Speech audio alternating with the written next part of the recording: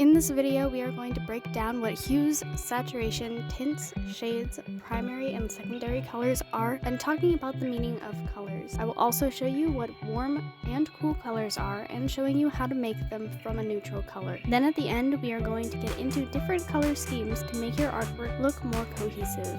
So without any further introduction, let's get into our first term. Our first term is the hue. The hue is basically just what color the color is. For example, orange is the hue of orange, green is the hue of green, and so on. The next term is saturation.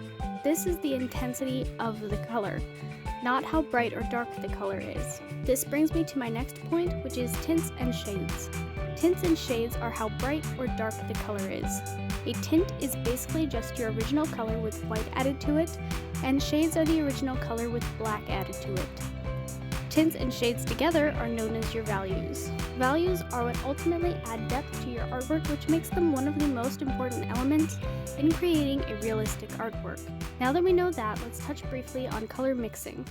All colors come from three main colors: red, yellow, and blue. These are your primary colors. When you mix these colors, you get secondary colors. For example, red and yellow make orange, yellow and blue make green, and red and blue make purple. Now that we know how to mix all of these colors, let's talk about what each of them means or represents, starting with red. Red stands for danger and passion, which is why you will often see it on street signs and incorporated into Valentine's Day events. The next color is orange. Orange stands for creativity and energy. You will often see it in kitchens or younger grade classrooms to set a creative or upbeat mood. Yellow represents something happy or active, and black represents death or power. On a better note, green represents nature, healing, and growth, which is why you see green on different medications, in hospital rooms, or on park signs. Next, blue means calm or wise.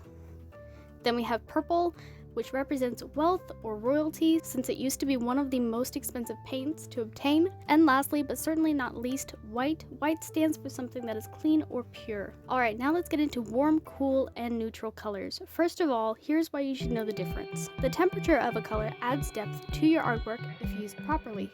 Warm colors are associated with objects that are close to the viewer, while cool colors are associated with objects that are far from the viewer. By understanding this, you can add warm colors to the foreground and cool colors to the background to add even more of a sense of depth to your artwork. These colors can also be used to send that sense of temperature through your artwork.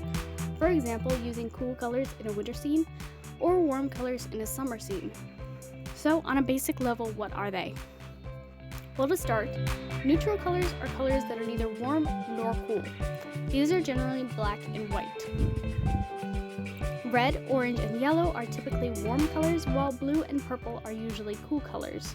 You can change the temperature, so to speak, of a color by adding either yellow or blue to the neutral color. Blue added to a neutral color makes it a cool color, and yellow added to a neutral color makes it a warm color. Now let's get into some color schemes that can be easily applied to your artwork.